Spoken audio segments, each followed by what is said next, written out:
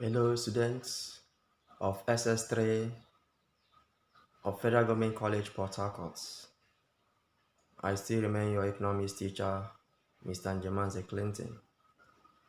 Today, we are going to look at the topic public finance. But at the end of this lesson, you'll be able to define public finance. You'll be able to explain fiscal policy. You'll be able to state the objectives of fiscal policy and public finance. And also you'll be able to explain taxation. So let's look at the definition of the topic we are learning today. We are looking at public finance.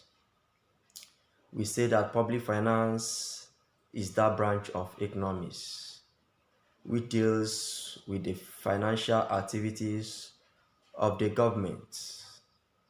These financial activities of the government concerns revenue, expenditure, and debt operations. And this revenue and expenditure, the government aims at using these two in order to implement its policies properly. So this public finance analyzes the possible effects of government taxation and other sources of raising and spending revenue on the economic conditions of the households, the firms, the institutions, and the entire economy. So the government tries to raise revenue. When they raise revenue, they will now also plan with the revenue how to spend the revenue. This spending of the revenue in order to achieve the implemented policies. Government has many policies that they have laid out, but these policies can never be effective unless these policies are implemented properly. So public finance is trying to tell us how the government can raise revenue and how they will spend it in order to make sure that these policies that they have planned, these policies they have put in place are being implemented properly. Then on the other hand, we have fiscal policy. Fiscal policy. Fiscal policy also involves the use of government income and expenditure instruments to regulate the economy. So here you will understand that income and expenditure, as revenue and expenditure, they are instruments which the government uses to regulate the economy. How? They use these instruments as weapon to control economic situations. For example, when you look at inflation, the government will use this expenditure to regulate inflation. How will they do it?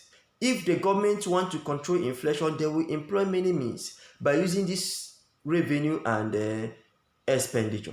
The government will stop injecting money into circulation, into the economy. When they stop injecting money into the economy, they will find a way to withdraw money into the economy. As they are withdrawing money in government side, it will become revenue. The government is trying to gather the money to itself, so it will become revenue to the government. And if they are spending money, expenditure will come to play.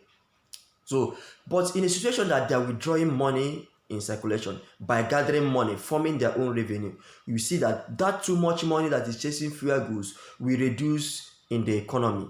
They are fighting inflation. Another example is deflation. They can use it to control deflation by putting in more money into the circulation, into the economy. balance of payment deficit, low level of productivity, economic recession, unemployment, and other things. So when you look at all these things, you are looking at fiscal policy.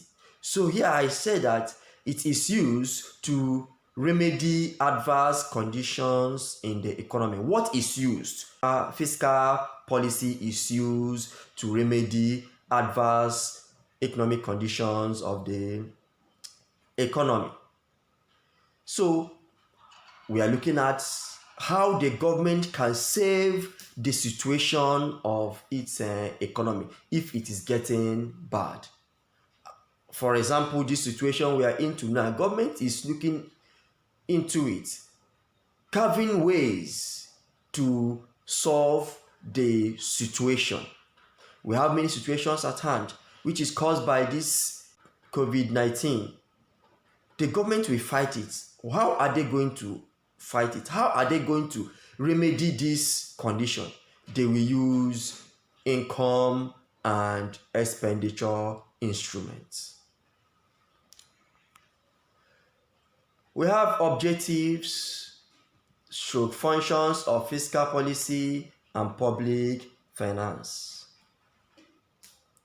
Number one I have there is to maintain price stability. The government will use this fiscal policy to maintain price stability. There's what we call price ceiling and flooring price.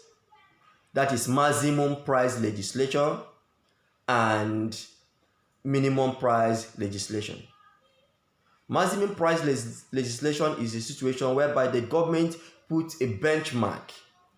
Nobody is to sell above this price, or nobody is, then the minimum price legislation is when government says nobody will sell below this price, probably to protect the farmers and also to protect the infant industries. So in that situation, fiscal policy will come in. The government will try to protect them, maybe reducing the taxes they pay. That's the excise duties when we come in terms of the local industries, the farmers. So the government will reduce the excise duties. It's also a way to maintain the price stability because if governments reduce the taxation which these infant industries pay, the infant industries will not be increasing the price of their commodity in the market, because the taxation that has been reduced by the government will reduce the cost of its products.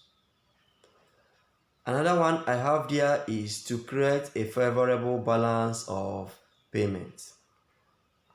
The government will impose import and export duties in order to protect its infant industry. So the infant industry will produce, their level of productivity will increase. So the country will see what to export outside the country.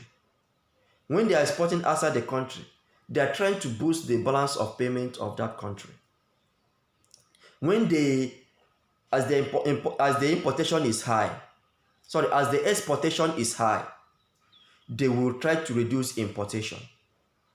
This will enable the country to have a favorable balance of payment. So if they reduce the taxes they pay when they are exporting goods out, they will encourage them to produce more and export more. And those goods coming inside the country, the government will increase the taxation on them. That's import duties will increase. And when they discourage them from patronizing them, bringing goods from outside the country, then they will look inward. The investors will look inward and they will start patronizing those of them, the locally made goods. So this will boost balance of payment. And as the government is imposing these taxes, don't forget that we are talking about government income. So the government will be generating income.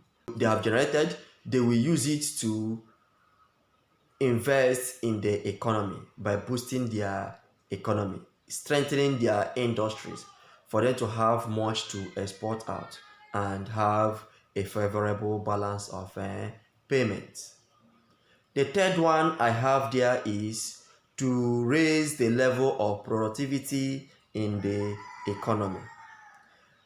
There are many ways fiscal policy and polyfinance will help to raise the level of productivity in the economy. We're talking about government revenue and government expenditure. If the government gather the revenue and they use it to invest in the country by establishing industries, when they establish industries, if they have 5 industries and the government establish more 10 industries, we're going to have 15 industries. And these 15 industries, the level of productivity in the country when they have 5 industries and the level of productivity when they have 15 industries can never be the same. So if the government, if they have gathered money from taxation and other sources of income and they inject it into the economy, level of productivity will increase. Don't forget that they will also be quenching unemployment. So if the level of productivity increased, the government will get more revenue. So fiscal policy and public finance enables the government to get more revenue by increasing productivity. Even if you look outside the government, when they reduce the taxation that industries pays, you will see that they will encourage them to produce more. For example, if the government reduce the profit tax, if they reduce profit tax, they will encourage entrepreneurs to produce more goods, and as they're producing more goods, productivity will increase. The fourth one I have there is to reduce unemployment. Like I said, when the government is investing the generated revenue into the economy by creating or establishing more industries, boosting agriculture, they are reducing unemployment. The rate of unemployment will reduce because many industries will accommodate many people that are unemployed, thereby strengthening the labor force and expanding the labor market. So the fiscal policy and polyfinance will reduce unemployment. So this is one of their objective and function. Number 5, I have to reduce income inequality. One of the best ways the government use in reducing income inequality in a country is by using fiscal policy instruments, income instruments, that is taxation. In Nigeria, we are using payee, that's a progressive taxation.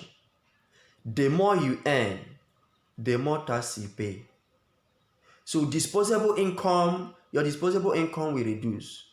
And this money that the government is generating, the government will use it to establish schools, public schools. The government will use it to build public markets. The government will use it to provide public health care. And those of them that are having high income, they will not go to public schools, those public schools.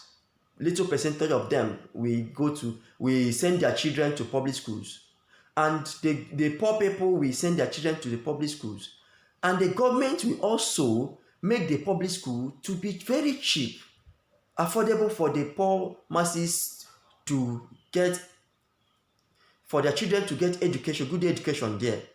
So the poor masses, those little income they have, they will not spend it in sending their children to school.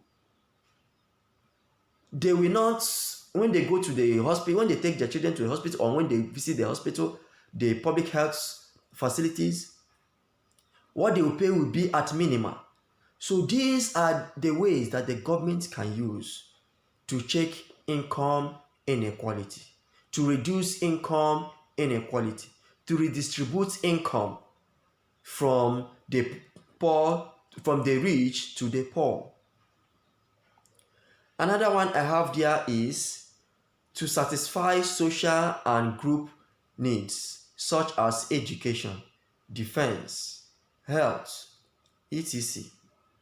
When the government generates this income, they will build schools, they will build health facilities, they will build roads, they will provide electricity. So they are trying to satisfy the social and group needs by providing these things. Keep security, defend their territory. They are trying to satisfy the social needs. They cannot satisfy the social needs if there is no income, if they didn't generate anything. So you can see it's one of the objectives of fiscal and public policies. Another one I have there is to protect infant industries. Like I mentioned earlier, they will try to reduce excise duties.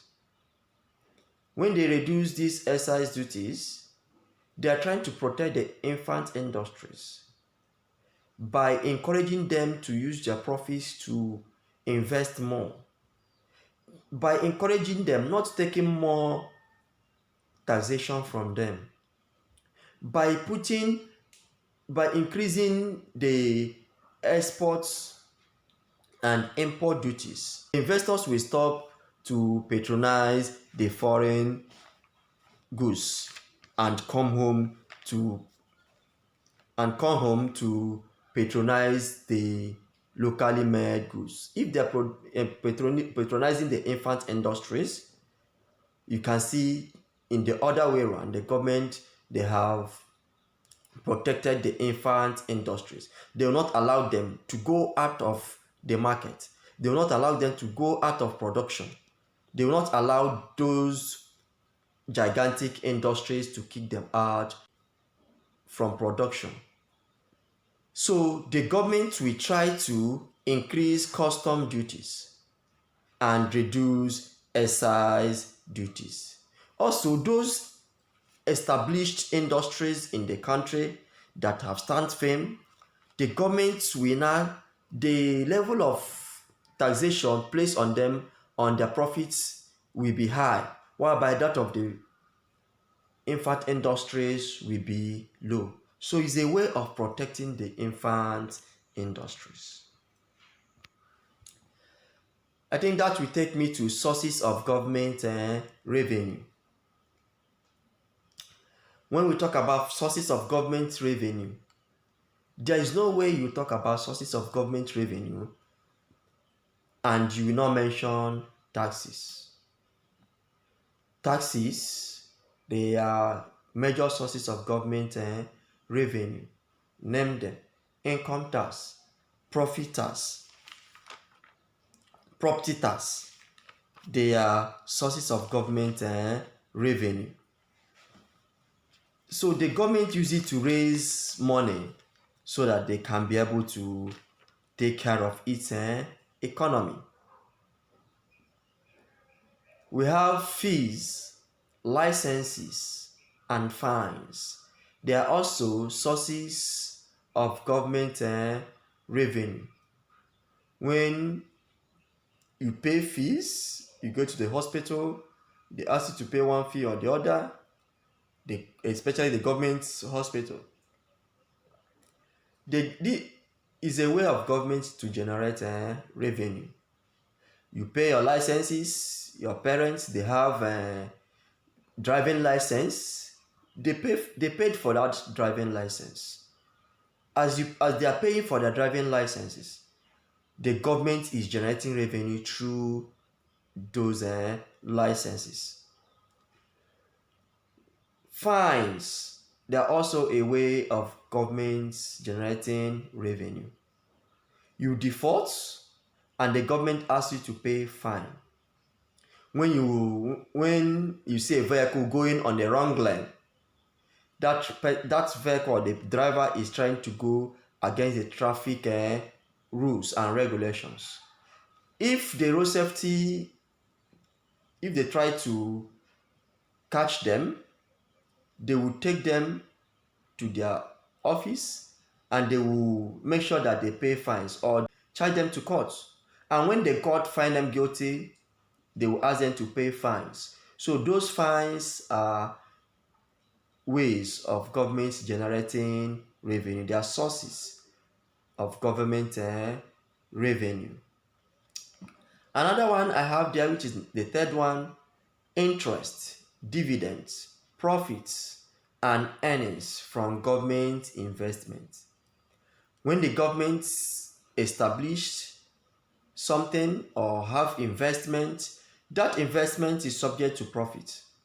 So if the government is getting profit from them, the government will generate revenue. Number 4, borrowing involving domestic and foreign is a source of government revenue. The government may borrow from each country, maybe from institutions or from individuals. It's a way of generating revenue. The government may borrow from outside the country, from foreigners. It's a way of government revenue. We have royalties and rent. The government may rent its buildings or its structures or land, may rent it out to individuals or to foreigners. It will be a way of government to generate revenue.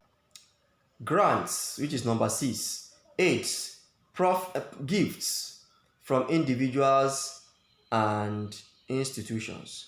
They also constitute government revenue.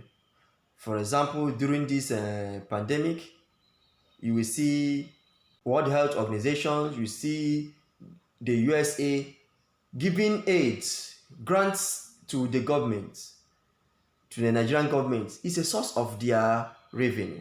Even individuals, we are donating to government millions of naira to the government. It will become government revenue. That will take us to taxation. We have been hearing taxation. Even on the course of this lesson, I've been mentioning taxes, taxation. What properly is taxation? We are going to look at it, and I want you to pay proper attention. Taxation is the act of imposing tax by the government on individuals, firms, goods, and services. So you are looking at the acts of imposing taxes, and who is imposing these taxes is the government. So we are saying that the act of the government imposing tax on individuals, goods and services, business institutions is taxation. So let's look at tax also. Then these things that the government is imposing to individuals and goods and services, what is that? Tax. Tax is a compulsory levy on individuals, firms, and commodities by the government, which payment is at intervals. and no direct benefits are received. So what we're trying to say here is that when you pay tax as a levy, a compulsory levy by the government, this tax you're paying might be at intervals. So this levy that you are paying, you are not deriving benefits of it immediately. The benefit is not direct. As you are paying, the government will also give you something there immediately. No. The government will use these things, the levy that you have paid, the government will use it. Maybe build healthcare, put the healthcare in place, construct roads, build schools, education, and you send your children there, then you get the benefit of your taxation. So that is what is tax. Tax is those compulsory, and it's compulsory. You must pay your tax. You're supposed to pay your tax to aid the government to give you these things that you need. So we say that a tax has a base, it has a rate, it has a yield, and we also have incidence of taxation. So let's look at them one after the other. Tax base. Tax base refers to the measures upon which the assessment of or determination of tax obligation to pay is based. When we talk about tax base, we are looking at those items upon which tax is applied. For example, we have income tax. When we talk about income tax, we are looking at those things. That's personal income tax. We are looking at what are the things that the government apply tax on? The income. So income is now the base at which the government is applying the tax. Custom tax, which comprise of import duties and export duties. We have excise duties also is a way of government getting tax. We have inheritance tax. We have value added tax. I know you have been hearing that one. VAT is called value added tax. So it's a way of government getting taxes. We have property tax, we have pool tax, we have education tax. All of them, they fall under the tax base. So they are the things, the item which the government levy taxation or levy tax on. Like you're seeing on the screen here, I have e.g. personal income tax, company profit tax, property tax, etc. So mathematically, how do we calculate tax base? Tax base, we have TB equals to TY multiplied by 100 all over TR, where TB is denoted as is known as tax base. TY is tax yield. TR is tax rate. Let us look at tax rate. Tax rate is the percentage or proportion of tax base which paid as tax.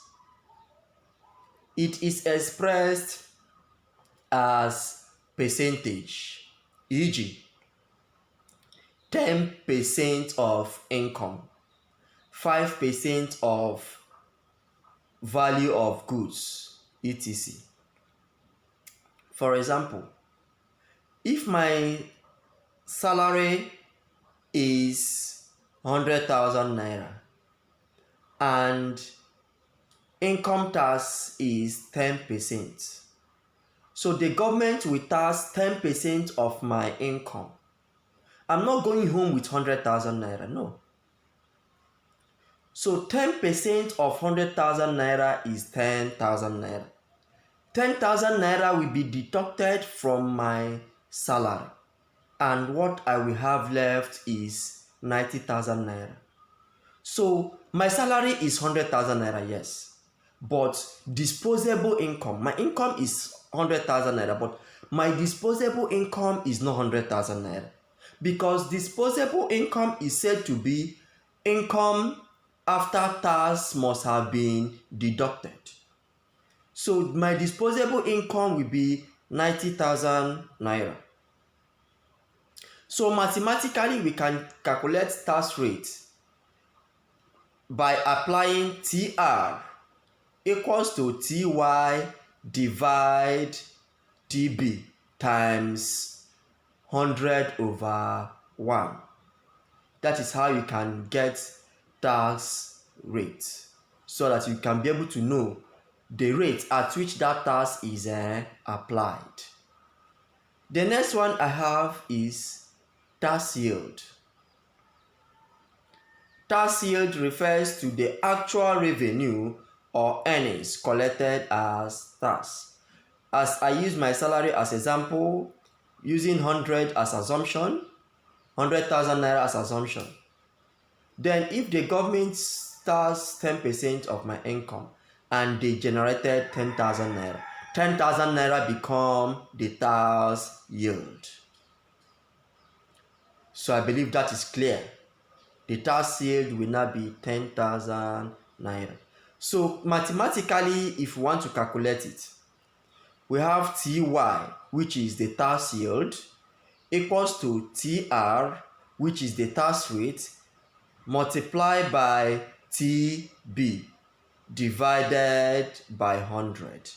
If you do that, you will get the tax yield. And you have understood what I mean by tax yield, tax rate, and tax base. Now we have incidence of taxation. When we talk about incidence of taxation, it refers to the point at which a tax burden finally rests.